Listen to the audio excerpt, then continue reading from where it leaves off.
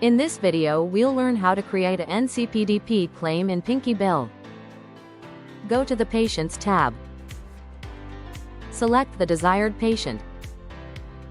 Click on the Visits tab. Open the relevant visit. Click Add Claim. Fill out the claim form. Once the NCPDP claim form opens, visit details are auto-filled. Fill in the details section. Fill in the extra information, if available. Choose the prescription type.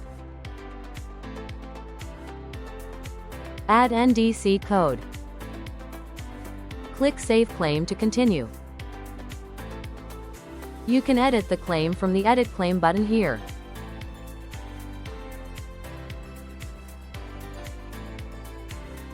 To upload a document, either click directly on No Documents Attached, or scroll down to Claim Documents section and click the Upload Claim Document button.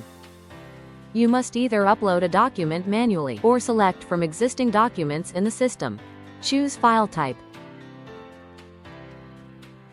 And then click Attach.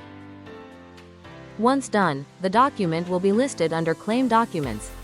We have created the claim successfully.